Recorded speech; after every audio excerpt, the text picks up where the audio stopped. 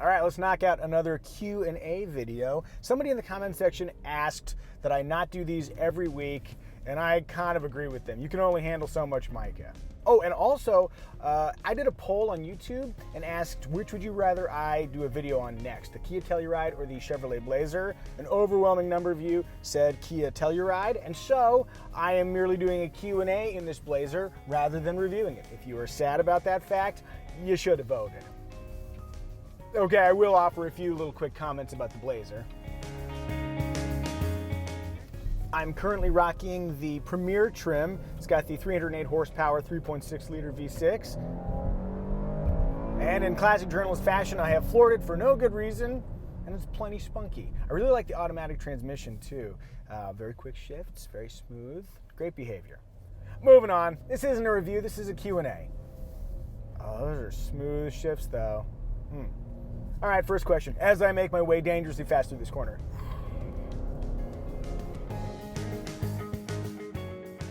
What would be your choice of best used car under $25,000? What about the same price point for new cars? Keep up the good work. Thanks, Faugs.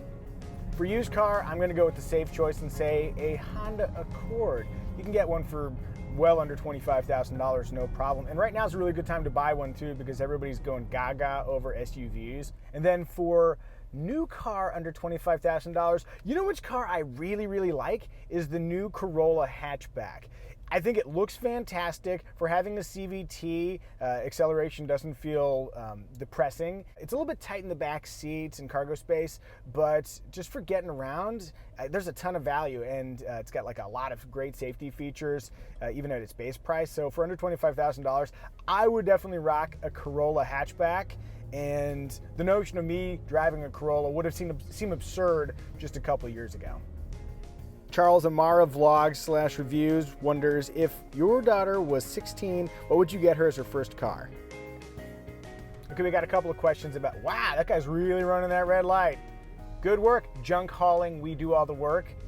You know what I'd like you to do? Not run red lights. Got a couple of questions about best first car and best car for my daughter when she turns 16. When she turns 16, that's going to be more than a decade in the future, and I have no idea what the automotive landscape is going to look like then. There is a very real possibility that my daughter will not need a driver's license.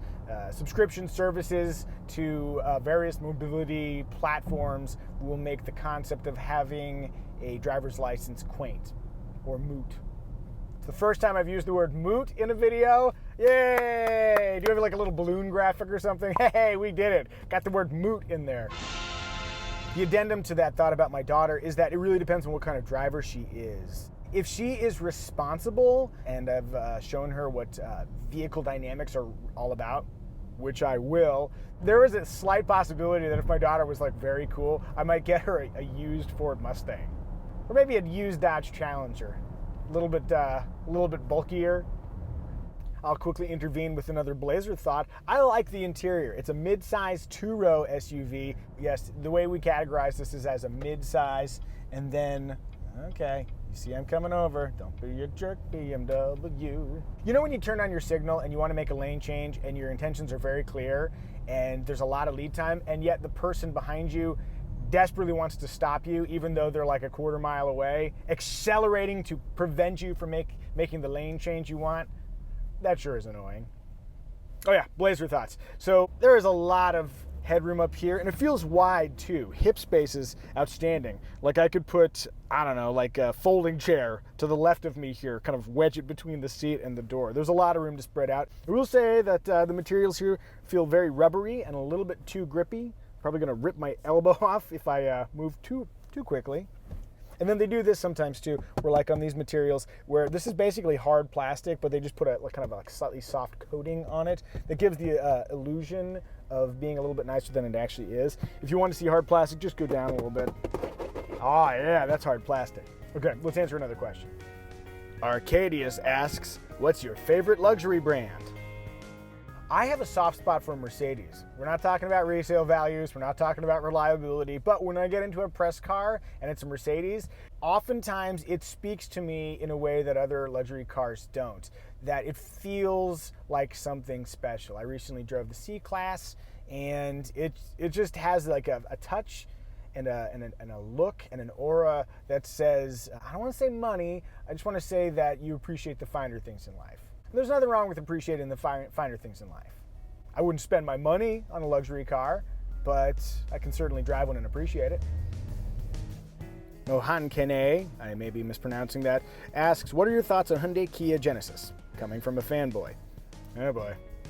I really like what Hyundai, Kia, and Genesis are doing. The problem with Genesis right now is that they came to market without an SUV, and as mentioned earlier in this video, everybody loves an SUV. So their all-sedan lineup is ill-timed. But when you drive like a G70, that thing's great. It's so fun to drive. It has the features that you'd want in a luxury car. That's one thing that Hyundai and Kia have done really well, is bring elite features to cheap cars. Things like heated and cooled seats, and then also very smart moves with styling. Doing all of that at a reasonable price point too speaks to me. I'm not a fanboy, but I like them. Micah, who's your favorite YouTuber other than yourself? Can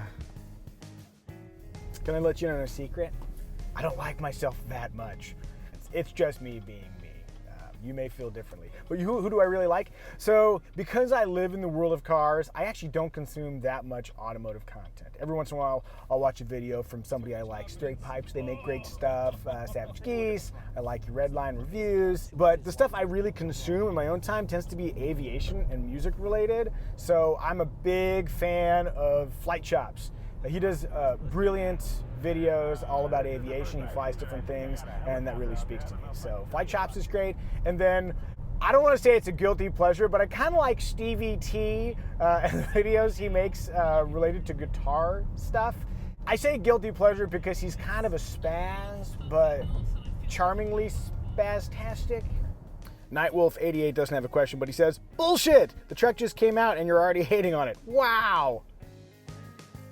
Nightwolf88, you are perfectly entitled to your perspective, but I will point out that the Ranger didn't just come out. I drove the thing at the launch last year, and I've spent a lot of time in the Ranger. The intimation is that my perspective on the Ranger is uninformed. It is not uninformed. I've driven the Ranger quite a bit. You can disagree with what I think. That's perfectly fine. I welcome disagreement, but the newness of a vehicle doesn't really have much to do with how I think it operates. Now, the newness might have something to do with reliability. If I was saying the Ranger is unreliable and it's only been on the market for 6 months, well, then that might be a bridge too far. But if I say it's, boring, how much more do I need to drive it to be inspired?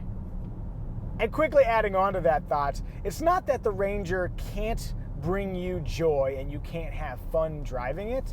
It's perfectly functional, but maybe we can mesh a little bit of that functionality with a little bit of, pizzazz. Give me your jazz hands, Ranger. Bishop Black wonders, how exactly did you get your start working for KBB reviewing cars? Did you work your way up to the mailroom? Personality, charm, yada, yada, yada. You make it look so easy, lol. Thank you, Bishop Black. Okay, I'll give you the abbreviated origin story, but if you want to know more about how I wound up where I wound up, let me know and I'll make a video about it. So the quick and dirty is I used to be a janitor, and then I started at the bottom rung in radio, and then while in radio, I started working on an automotive radio program. I started then working on videos that automotive program made, and then while making videos, I met a guy who needed help on his radio show, and then eventually the guy whose radio show I was working on, who happened to be in charge of Kelley Blue Book's editorial content, needed somebody to help make videos at Kelley Blue Book, and I had accumulated an odd combination of experience by the time Kelley Blue Book needed video help. Everything I've just described literally took years to occur. Oh hey, a white van, an anonymous white van. Every single video. Oh man. The guy looks nice, but that's a really good ploy to get you to, get in their van. Oh no, I need some help with this couch. Can you help me get that in the back of this van with no windows? I am not falling for that van guy.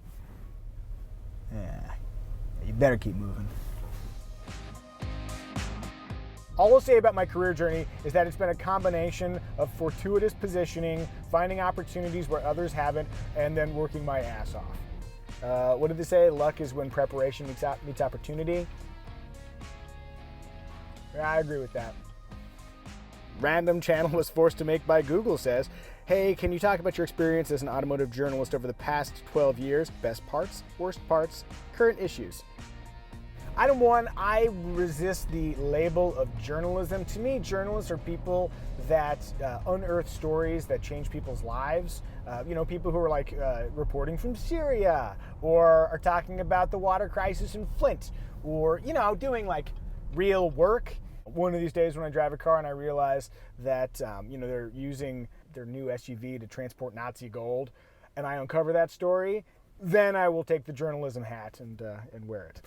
In the meantime, I'm just a car reviewer. My experience reviewing cars has been fascinating because if you ever want to have proof that humans are great at adapting, come to the world of automotive journalism, where fantastic experiences quickly become the norm, then people become desensitized to them, and then they can do one of two things. They can expect that they deserve those experiences and then get really picky and annoying about them, or you can do what I do and realize that those fantastic experiences are not going to complete you and you have to find satisfaction elsewhere, probably through real human connection.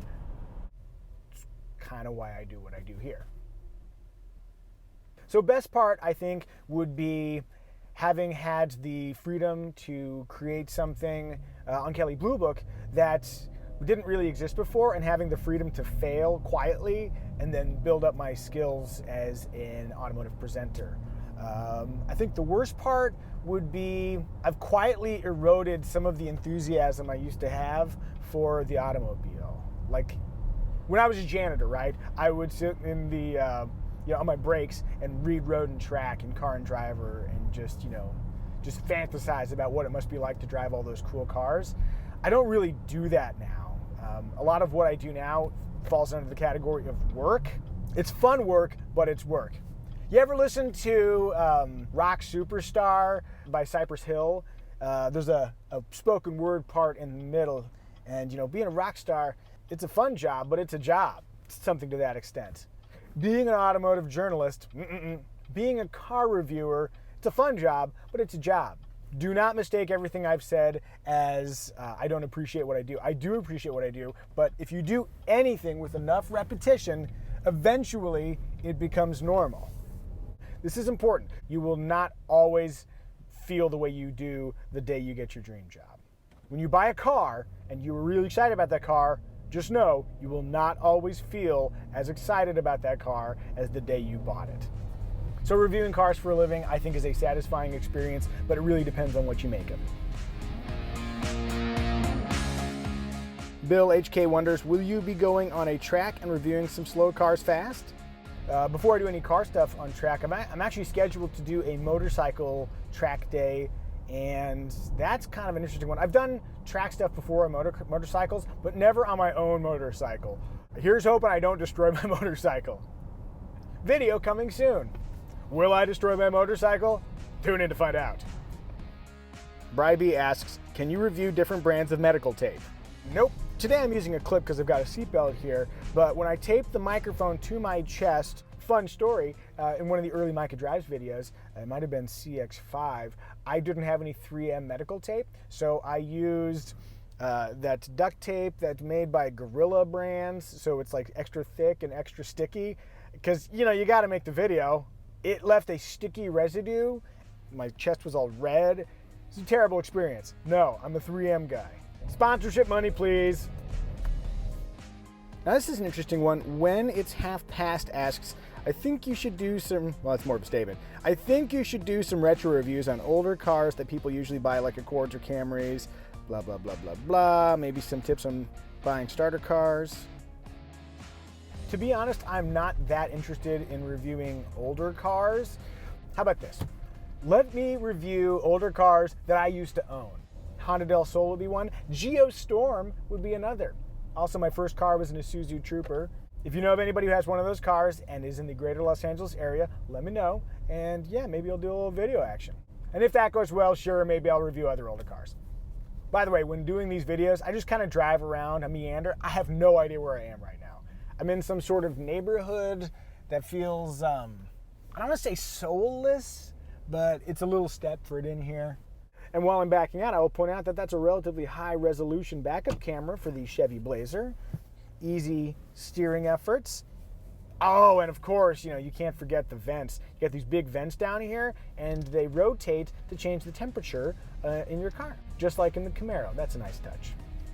Can you say my name in a future Q&A video? All right. Heisenberg. Sean Seilheimer. Saifan Turak asks, have you thought about assigning a score at the end, maybe call it Micah score? I have thought about assigning a score, and I will not assign a score because that's kind of what happens everywhere else. And I really like the idea of treating automobiles not so much as ranked members of a hierarchy, but rather individuals, much like you and me. It'd be like saying, is Micah the best? I mean, what are we talking about? And even in like a category of best YouTuber, does it matter if I'm the best YouTuber? If you like what I do, then you'll come watch me. And if you don't like it, then you'll go watch somebody else. And that's the purpose of this channel here, is to capture the spirit of vehicles and then sort of assign them some sort of essence, and then you can figure out what you feel about that. Whoa, a Lamborghini Urus on the streets. Should I chase him down and tell him it's just a Q7? Nah, let them have their fun. Sean Dong needs a little buying advice. I haven't yet, but which trim RC should I get, 350 or 200T?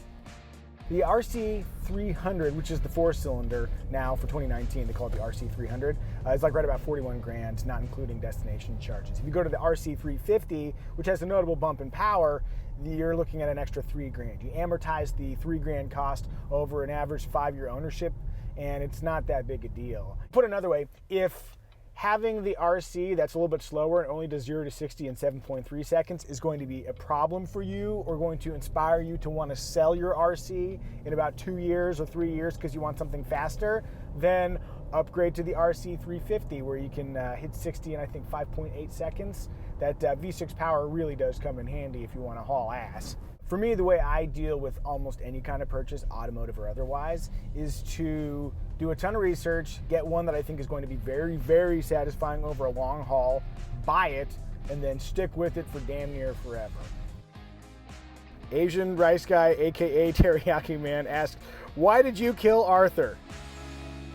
This is a really good one. I had to look this up. Okay, so I'm a father of a 3.5-year-old daughter, and I have jobs. I'm doing this channel. I have a lot of things going on. I have not had a chance to play Red Dead Redemption. I apologize on behalf of all Micahs everywhere for killing Arthur. I think that's what happened. Although, I don't know. I don't know the story. Did Arthur have it coming?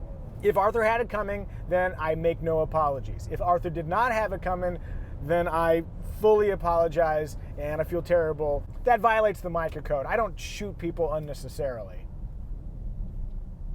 Hey, good Q&A, guys. And notice, auto engine start stop. That's a pretty swift, pretty smooth restart, like in the Blazer. As I've said every single time I've done one of these videos, if you want to see more of them, then just let me know in the comment section. If you have questions, leave them in the comments. Here's the usual admonition. Please like and subscribe. It's the lifeblood of the channel. I feel like we need to end with like a montage of all the moments we had. I had the time of my life.